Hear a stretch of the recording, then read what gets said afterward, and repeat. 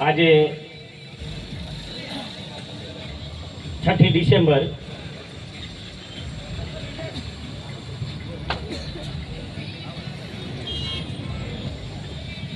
ગરીબો, શોષિતો, પીડિતો, વંચિતો, મહિલાઓ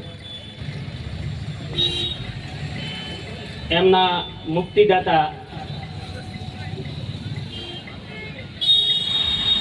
એક જળહળતો સિતારો, દુનિયાનો સૂર્ય, તમામ શોષિતો, પીડિતો, વંચિતો એમનું દુઃખ પોતાના માથા ઉપર ઉપાડી અને અસ્ત થઈ ગયો. આજના દિવસે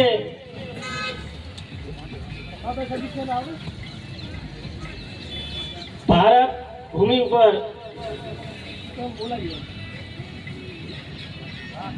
ઘણી બધી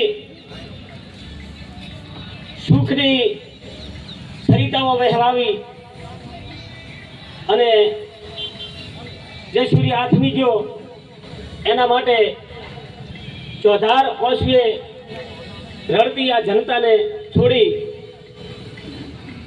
અને એક વંચિતો, શોષિતનો અવાજ સુષુપ્ત થઈ ગયો. આજના શોકના દિવસે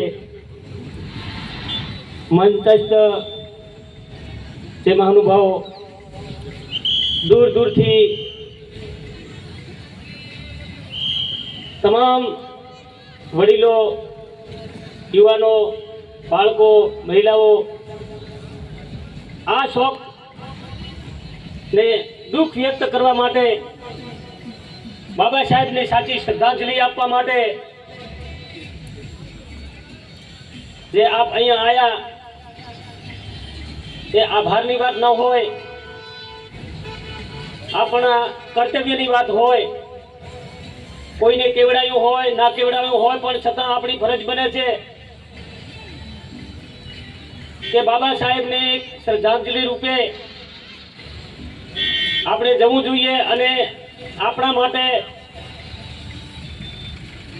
શું કર્તવ્ય કરવાનું કઈ ગયા છે એનાથી આપણને અજાણ હોઈએ તો એ પણ આપણે જાણી લેવું જોઈએ. બાબા સાહેબને ફોટા ઉપર, પોતાના સ્ટેચ્યુ ઉપર ફૂલહાર ચડાવો અને શ્રદ્ધાંજલિ અર્પણ કરો. એ મારા માનવા પ્રમાણે શ્રદ્ધાંજલિ નથી હોતી. બાબા સાહેબ એ શ્રદ્ધાંજલિ સ્વીકારતા પણ નહીં હોય.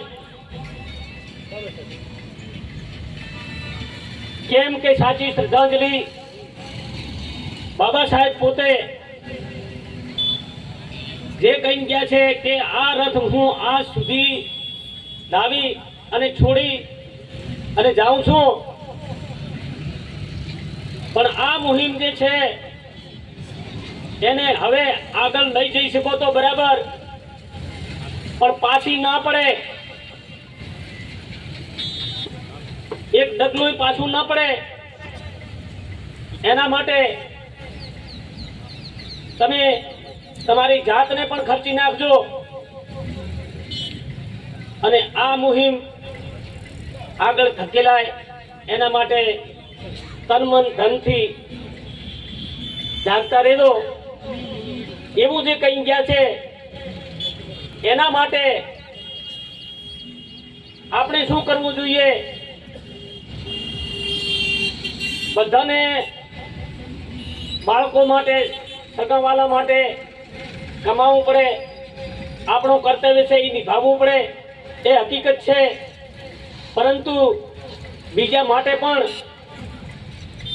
જે સમાજ માટે પણ આપણે પોતાનું કામ છોડીને જ્યારે જ્યારે કોઈ પણ મુહિમ હોય તો એની અંદર આપણે હાજરી હોય. એ ટાઈમે આપણે પોતાની જે જોગવાઈ હોય એના મુજબ આપણે એનામાં ફાળો આપવો જોઈએ. બાબા સાહેબના વિચારો શું હતા, સમાજ કઈ રીતે આગળ આવે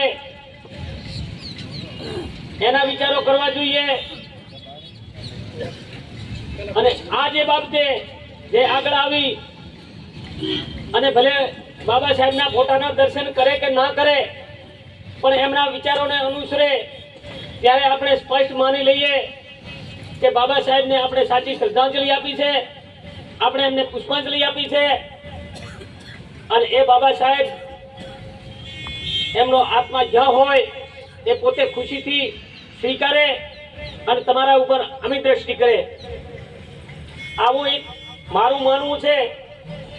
એટલે આપ સૌ આજે અહીંયા 6 ડિસેમ્બર બાબા સાહેબના નિર્વાણ દિવસે જે પધાર્યા અને માનનીય આપણા સૌના લાડીલા જિજ્ઞેશભાઈ મેવાણી સાહેબ અહીંયા પધારી રહ્યા છે, ત્યારે આપણે મેઘવંશી સેવા ટ્રસ્ટ તરફથી વિચાર્યું છે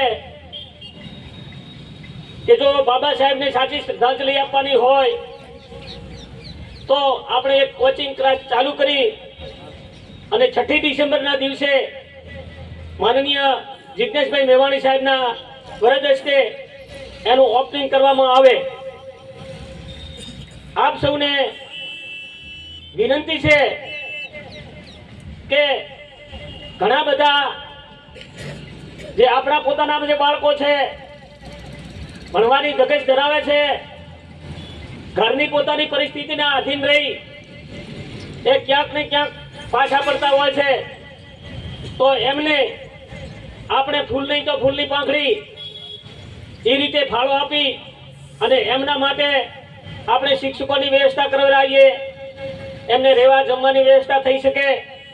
તો આપને આના માટે પણ આહવાન કરું છું, એ બાબા સાહેબની શ્રદ્ધાંજલિને જે અનુરૂપ થઈ શકે. એટલે આપ સૌ એ બાબતે પણ વિચારશો. અને આજે જે જિજ્ઞેશ મેવાણી સાહેબ આવે એટલે આપણે બધા એ પણ એક જળહળતો સિતારો જ છે અને આપણે શોષિતો વંચિતોની પીડિતોનો એ અવાજ છે. તો એમને એમની તાકાત આપણે પણ જ્યારે ત્યારે પૂરી પાડીએ એવું મારું સૌને આહવાન અને વિનંતી છે. અહીંયા સામે જે બહેનો આવે છે એમને અહીંયાથી સીધા રસ્તે આવી જાઓ અંદર, અને આ બાજુ બહેનો બેસી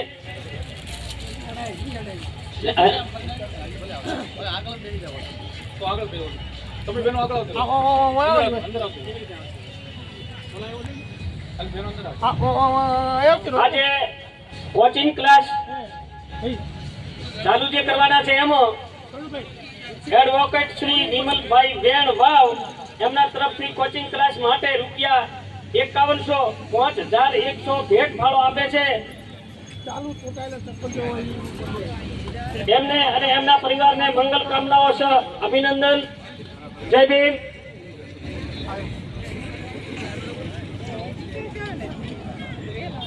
સેવામાં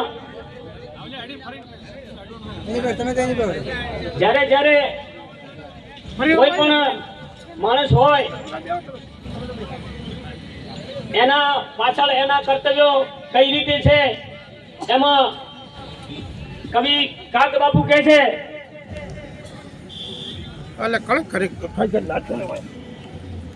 કે મીઠા બોલા માનવી કે મીઠપ વાળા માનવી એ જગ છોડીને જાશે, કાગા એની કેણ કે એ ઘરો ઘર મંડાશે. આજે કહી શકાય કે દુનિયાનો સૂર્ય આથમી ગયો અને અંધારું રહી ગયું. એ અંધારું ભગાવવા માટે આપણે બધા તત્પર થઈએ અને જ્યારે જ્યારે કોઈ પણ મુહિમ હોય, તન મન અને ધન, તન એટલે આપણે હાજરી આપવી, મનથી આપવી, અને ધન એટલે કોઈ પણ આવું કાર્ય થતું હોય એમાં ઉદાર હાથે ફાળો આપવો એવી આપ સૌને હું વિનંતી કરું છું અને અહીંયાથી જે મને સાંભળ્યો એ બાબત આપ સૌને ખૂબ ખૂબ અભિનંદન આપું. જય ભીમ.